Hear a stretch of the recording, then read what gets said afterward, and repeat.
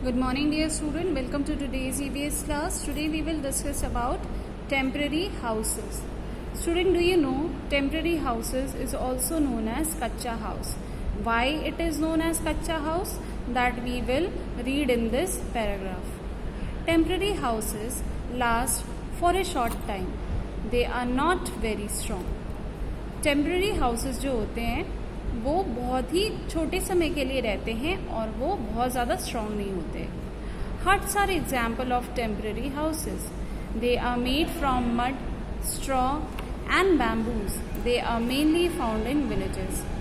C students, huts are the example of temporary house. जो huts होते हैं गाँव में वो क्या होते हैं? टेम्पररी हाउस के एग्जाम्पल होते हैं. They are made from mud, straw and bamboo. What they are made of? They are made of mud. Mud यानी मिट्टी, स्ट्रॉ यानी उसके ऊपर जो ब्राउन घास वास रहती है उससे, and bamboos they are the bamboo sticks की वजह से उनकी जो रूफ होती है वो टिकी हुई होती है. They are mainly found in villages. Where we can found the temporary house? We can found them in villages. So what we have learned about temporary house student? Temporary house are not very strong. First point. Second point is temporary house are made from mud, straw and bamboos. Third point is temporary house are mainly found in villages. So now we will move to the next point, permanent houses. Permanent houses. As the name suggests, the houses are permanent, which means it is very strong by nature and it cannot be destroyed easily. Permanent houses last for many years. Permanent houses जो होते हैं वो बहुत ही ज़्यादा समय तक के लिए होते हैं. They are very strong as compare to temporary houses. They are very strong. Bungalows and multi storey buildings are examples of permanent house.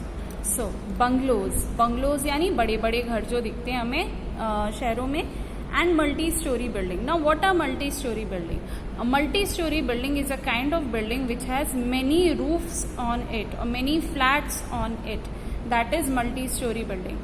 आप लोग जो हिंडाल्को कॉलोनी में रहते हो उन्होंने देखा होगा कि एक घर के ऊपर दूसरा घर, उसके ऊपर एक और घर. तो इस ऐसी बिल्डिंग्स को क्या कहते हैं? मल्टी स्टोरी बिल्डिंग्स कहते हैं. Are example of permanent houses. They are also example of permanent houses. They are made of brick, cement, steel and glass. ये किससे बने रहते हैं? ब्रिक से. ब्रिक यानी ईंटे से, सीमेंट, स्टील एंड ग्लास. ये सारी चीज़ें मिल करके एक परमानेंट हाउस का बिल्डिंग फॉर्म करती हैं. Okay. A multi storey building has many independent houses called flats. एक मल्टी स्टोरी बिल्डिंग में बहुत सारे इंडिपेंडेंट हाउसेज रहते हैं. इंडिपेंडेंट यानी अलग अलग अपने खुद के हाउसेज होते हैं जिन्हें फ्लैट्स कहा जाता है. Okay. Multi storey building has many flats in it. जैसे हिंडाल्को कॉलोनी में जो बिल्डिंग्स होती है उसमें आपने देखा होगा एक फ्लैट के ऊपर दूसरा फ्लैट होता है, उसके ऊपर तीसरा फ्लैट होता है. Okay. Some multi storey buildings are very tall. कुछ मल्टी स्टोरी बिल्डिंग्स जो होती हैं वो बहुत ही ज़्यादा टॉल होती हैं, यानी उसमें बहुत सारे फ्लोर्स होते हैं. They are called skyscrapers. In big cities, student those who have gone to big cities ever, they must have seen that there are very tall building. Okay. what they are called as? They are called as skyscrapers. They mainly have 17 floor, 18 floor and they can have more than that also. Permanent houses are used in towns and cities. Permanent houses कहाँ पे found होते हैं? Towns and cities में mainly. Student, you must have seen some of the permanent houses in villages also. Why? Because villages are also developing nowadays, but villages are mostly known for the temporary houses and huts. So I think this topic must be clear to you. One more thing student, while when I send you the video, you always open your book and keep in mind that you have to read each and every word. Okay, whatever the difficult spelling is, you have to keep it in mind and you have to learn their spelling because it is very important as a point of view for your answers. Okay. The next point is roofs. House have different types of roofs. House में different type के roofs होते हैं. Roofs का मतलब क्या होता है? छत. Okay.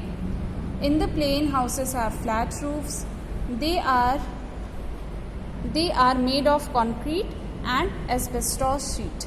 Okay, जो हाउसेस प्लेन एरिया में होते हैं, जैसे हम लोग रेणुकूट में रहते हैं, रेणुकूट क्या है, is a plain area, Banaras is a plain area.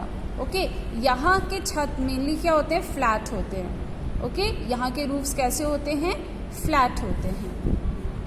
In the hilly area houses have sloping roofs.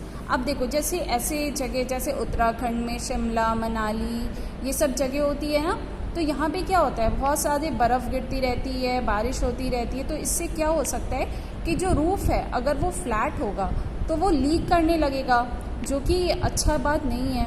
तो ऐसी एरिया में जो रूफ्स होते हैं वो कैसे होते हैं, स्लोपिंग रूफ्स होते हैं. Sloping means slanting roof. See you can see the roof here, ये सब के सब ऐसे नीचे की तरफ गिरे हुए हैं ना. This shape is known as sloping. Okay, why is it made so? It is made so that if the hailstorm comes or if the rainwater comes, it may easily fall from it. Such roof allows snow and rainwater to fall off easily. Sloping roof जो होता है वो rain water और snow को easily हटाने के लिए use होता है. So I hope this is clear to you. Okay, in the next class we will discuss what is the importance of a good house. Thank you and have a great day.